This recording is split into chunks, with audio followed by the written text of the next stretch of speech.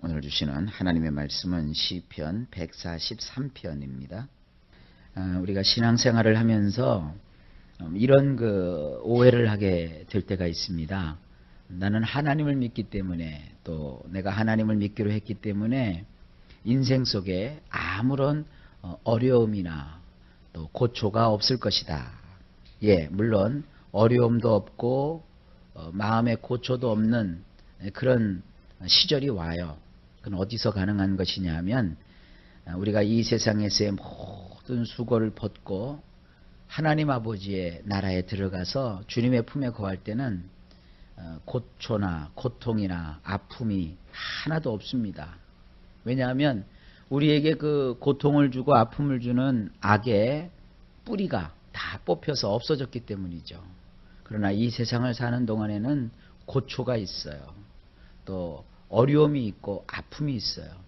그런데 하나님은 그 어려움과 고초와 아픔을 우리의 인생 속에 고생을 시키려고 우리에게 일부러 놓으시는 것이 아니라, 오히려 하나님은 그것을 우리를 훈련하시고 또 우리가 하나님 앞에서 주님이 주시는 축복을 받는 그런 그 그릇으로 만드실 때 하나님이 그것을 도구로 쓰시는 거예요.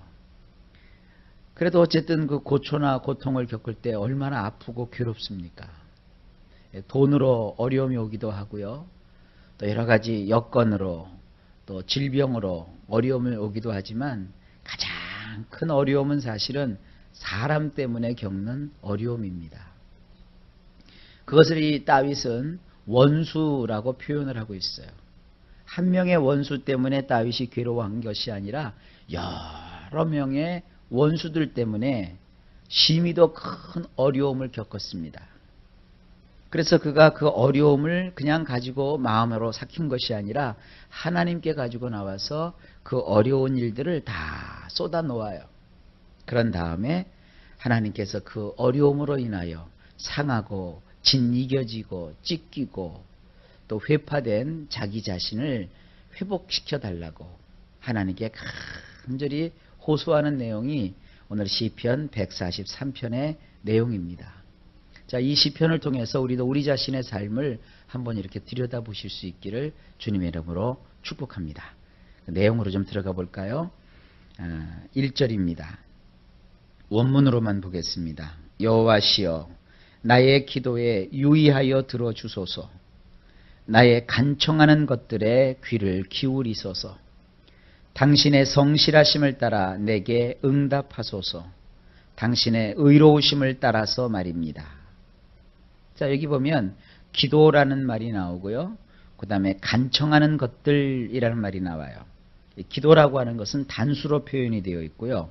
간청하는 것들은 복수로 표현이 되어 있어요. 단수라고 하는 것은 하나죠, 하나. 하나님 앞에 뭔가 이렇게 아뢰는 행위, 이게 기도라고요. 그래서 내가 이렇게 기도하는 행위를 할 때 하나님께서는 유의하여서 들어주세요. 그냥 하나님이 듣는 동 마는 동 하시는 게 아니라 유의해서 아주 관심을 가지고 나의 그 기도를 들어주세요. 그러면서 그 기도를 할 때 어떻게 하느냐? 간청을 하는 거예요. 여러 번 하는 거예요. 여러 가지를 하나님 앞에 막 우리식으로 말하면 졸라대는 거죠. 이것이 간청이에요. 여러 번 간청을 하고 많은 것을 간청을 하는데 그 간청하는 것들에 하나님의 귀를 기울여 주세요. 이렇게 먼저 시작을 하죠. 그러면서 그가 또 이런 얘기를 해요. 당신의 성실하심을 따라 내게 응답하소서. 당신의 의로우심을 따라서 말입니다. 두 가지를 의지하고 있죠. 하나님은 성실하세요. 이 성실이라는 게 뭐냐 하면 말한 그대로 하신다는 거예요. 또 약속하신 그대로 하신다는 거예요. 그래서 그 하나님이 하신 그 약속을 다윗이 붙들고 그 약속을 의지해서 하나님께 이제 호소하는 것이죠. 그리고 또 한 가지는 하나님의 의로움입니다. 하나님은요, 의로운 하나님이시기 때문에 항상 의로운 길을 우리에게 보이세요. 우리가 때로 불의한 것을 구할 때가 있어요. 막 속이 상하니까, 너무나도 괴로우니까, 아프니까 막 하나님 앞에 때로는 옳지 않은 것인데도 구할 때가 있어요. 그럼 하나님은 의로우신 하나님이시기 때문에 우리가 옳지 않는 것을 구한다고 해서 이놈 너 왜 그렇게 옳지 않은 것을 구하느냐 그러시는 것이 아니라 하나님이 그것을 다 받으셔요. 그리고서는 하나님이 의로운 그런 것으로 하나님께서 이렇게 그것을 변화시키셔서 우리의 삶 속에 의로움이 나타나게 하는 거예요. 그래서 여러분들이 기도할 때 기도는 내 마음과 내 소원과 내 사정을 아뢰지만 기도의 응답은 하나님의 그 의로우신 뜻대로 되는 거예요. 그래서 기도하는 사람들은 어떤 응답이 주어지면요, 하나님이 가장 좋은 것을 나에게 주셨다고 믿으셔야 돼요. 2절입니다. 당신이 들어오심은 당신의 종을 심판하려 하심이 아니나이다. 왜냐하면 당신 앞에서 그 어떤 인생도 의롭다 할 자가 없기 때문입니다. 자, 바로 그것이에요. 하나님께서 우리에게 들어오신대요. 이게 우리 성경에서는 이게 번역이 이렇게 되어 있죠. 한번 보실까요? 주의 종에게 심판을 행치 마소서. 주의 목전에는 의로운 인생이 하나도 없나이다. 그래서 마치 하나님이 막 화가 나셔가지고 그 하나님의 종을 심판하시는 것처럼 그렇게 여기 이해할 수가 있는데, 원문에는 하나님이 들어오심은 하나님께서 이제 나의 인생 속에 찾아오신단 말이에요. 그것은 당신의 종을 심판하려 하심이 아닙니다. 왜냐하면 하나님 앞에서 그 어떤 인생도 의롭다 할 자가 없기 때문입니다. 여러분, 우리가 아무리 깨끗이 씻는다고 해도 하나님 앞에서는 언제나 불결하고 더러운 존재일 수밖에 없어요.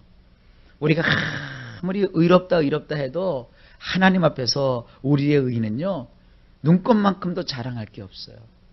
오직 우리가 하나님의 긍휼하심을 구하는 것이죠. 나를 불쌍히 여겨주시고 나를 받아주시고 또 나를 품어주시는 그 하나님의 은혜를 우리가 바랄 뿐입니다. 3절입니다. 원수가 나의 내패시를 뒤쫓아서 나의 생명을 땅에 짓이겨 놓았나이다. 그가 나를 어두운 장소들에 거하게 하기를 마치 오래전에 죽은 자 같게 하였나이다. 야, 이거 참 굉장히 가슴 아픈 얘기예요. 원수가 있어요. 그런데 원수가 나의 내패시를 뒤쫓아왔어요. 이 내패시라고 하는 것이 뭡니까? 나의 영혼, 나의 마음, 나의 생각, 나의 육체, 나의 전부 아닙니까? 근데 원수가 딱 나서게 되면 마음만 아파요? 원수가 있으면 때로는 돈도 잃어버려요. 몸도 상해요. 또 그 영혼도요, 어떤 때는 원수 때문에 기도도 안 나와요. 그리고 인생을 웃으면서 살아도 부족할 텐데 웃음이 끊쳐요. 괴로움과 슬픔이 찾아와요. 그리고 더군다나 우리의 목숨이 몇 개입니까? 생각은 여러 가지일 수가 있고 마음도 여러 가지일 수가 있어요. 그러나 목숨은 한 개밖에 없잖아요. 근데 그 원수가 나의 한 개밖에 남지 않은 그 목숨마저도, 그 생명마저도 땅에다가 짓이겨 놓았어요. 이런 원수가 있단 말이에요. 그리고 그것을 어떻게 표현했느냐 하면 어두운 장소들에 거하게 했다. 여기도 어두운 장소가 한 군데가 아니라 여러 군데예요. 나의 삶의 오른쪽이나 왼쪽이나 앞이나 뒤나 온통이 원수가 새까맣게 만들어놨어요. 뭐 빛이 있어야 좀 살만하죠. 여기 봐도 안 되고 저길 봐도 안 되고 다 깜깜한데 마치 오래전에 죽은 자 같게 했다는 거예요. 이게 조금 좀 잔인한 표현인데요. 사람을 죽여가지고요, 묻어줘야 되는데 묻어주지도 않고 사람들의 눈에 안 띄는 어두운 데다 갖다 그냥 던져버린 거예요. 내 신세가 그렇다는 거예요. 어떠한 것도 움쩍거릴 수도 없도록 원수가 나를 이런 궁지 속에 몰아넣었어요. 자, 그래서 4절에 이렇게 말해요. 나의 영혼이 내 안에서 나약하여 졌으며 나의 속 중심에서 나의 마음이 소름이 오싹 끼치나이다. 자, 이런 처지에 속해 있다면 우리가 어떤 처지였겠어요? 이 4절이죠. 영혼이, 나의 영혼이 내 안에서 나약하여졌어요. 힘이 다 빠졌어요. 기력이 다 쇠진했어요. 살만한 용기와 또 희망조차 다 사라져버렸어요. 그리고 속 중심에서 그 마음이 소름이 호싹 끼쳐요. 여러분, 어느 때 소름이 끼쳐요? 막 무서울 때, 두려울 때, 막 소름이 끼치죠. 그런데 이제 보세요. 그가 어떻게 했는가 보세요. 이 다윗이 그렇게 아주 인생의 아픔과 괴로움과 고초를 겪을 때 그는 어떻게 했는가 보세요. 5절에 나는 예전의 날들을 기억하고 당신이 행하신 모든 일을 묵상하며 당신이 양손으로 행하신 일을 깊이 생각하나이다. 자, 이거예요. 하나님이 그 다윗의 예전에 그 다윗이 어렸을 적에 부모나 혹은 형제들에게 그 가치를 인정받지 못하고 그저 양이나 치는 목동으로 사람들이 알고 있었지만 그러나 다윗은 그 목동으로서 들녘의 양들과 함께 거하면서 하나님과 함께 살았단 말이에요. 다윗이 잘 연주하는 하프를 치며 하늘을 바라보고 하나님을 찬양하고 밤하늘에 저 별들을 세면서 하나님의 은혜를 무수히 그가 노래를 하고 낮에는 그 떠오르는 태양 안에 그 평화로이 풀을 뜯어 먹고 있는 그 양들을 보면서 하나님은 나의 목자시고 나는 하나님이 기르시는 어린 양입니다 하고 주님을 노래했고 하나님과 즐겼던 그 좋은 날들을 다윗이 기억을 하는 거예요. 그리고 하나님이 행하시는 그 모든 일들을 묵상을 해요. 성경에서 하나님의 기록된 율법에서 하나님이 어떠하심을 그가 묵상을 하고 그리고 하나님이 양손으로 행하신 일들을 깊이 생각하는 거예요. 자기의 조상들을 애굽 땅에서 그 능력과 강한 편팔로 끄집어내시고 그들을 살리신 그 하나님을 기억한 거예요.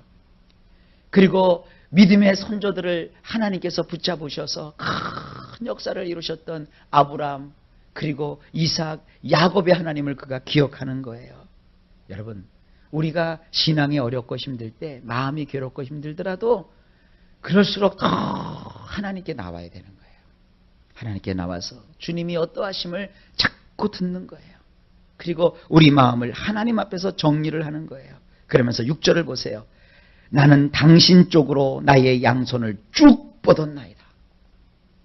원수를 향해서 그 칼을 잡고 막 복수하겠다고 달려든 게 아니라 그 양손을 어떻게 해요? 하나님 쪽으로 쭉 뻗었어요. 그리고 6절에 이렇게 또 말합니다. 나의 내패시가 당신을 갈망하느라 마치 녹초가 된 땅과 같으나이다. 여러분, 이렇게 진흙구덩이가 있잖아요. 이 마른 땅도 먼지가 풀풀 날리는 땅도 비가 한번 오게 되면 땅이 질퍽해지잖아요. 지금 다윗의 마음이 그렇게 질퍽해졌다는 거예요. 왜? 하나님을 갈망하느라고. 그러니까 사람을 이렇게 원수를 갚는다든지 뭐 대결해도 내가 좀 힘이 있을 때 상대와 멱살이라도 잡죠. 난 지금 아무것도 못해요. 지금 어두컴컴한 곳에 지금 내동댕이 쳐진 오래된 시체와 같은 내가 뭘 할 수 있겠어요? 하나님을 향해서 두 손을 쫙 뻗치고요. 그리고 하나님을 막 갈망하느라고 완전히 진흙구덩이가 된 땅처럼 내 마음이 녹초가 돼버렸어요. 다 녹아버렸다고요. 그러면서 주님 앞에 이렇게 호소를 해요. 7절에 서둘러 나에게 응답하소서 여호와시여. 나의 영혼이 다 소진되었나이다. 나에게로부터 당신의 얼굴을 피하여 숨기지 마소서. 나는 구덩이에 들어가는 자와 같을까 하나이다. 여기서 말하는 이 구덩이는요, 죽어서 들어가는 이 무덤을 뜻하는 거예요. 이제 죽을 지경이라는 거죠. 8절. 나로 확 반전이 돼요. 나로 아침에 당신의 인애로우심을 듣게 하소서. 그런 지금 밤중에 있거든요, 인생이. 아까 캄캄한 데 갇혔다고 그랬죠? 그러나 밝은 아침이 그의 인생 속에 이제 찾아올 거란 말이에요. 그래서 그 아침이 되면 나는 당신의 인애로우심을 듣게 하소서. 왜냐하면 나는 당신을 믿기 때문입니다. 인생의 밤중에 우리가 할 수 있는 일은 원수를 향하여 이를 바득바득 하는 거 아니에요. 그럼 이빨 다 나가요. 나의 인생의 밤중에 하나님을 믿는 거예요. 그리고 나로 내가 다녀야 할 길을 알게 하소서. 왜냐하면 당신을 향하여 나의 내패시를 높이 들었기 때문입니다. 이게 굉장히 중요한 얘기입니다.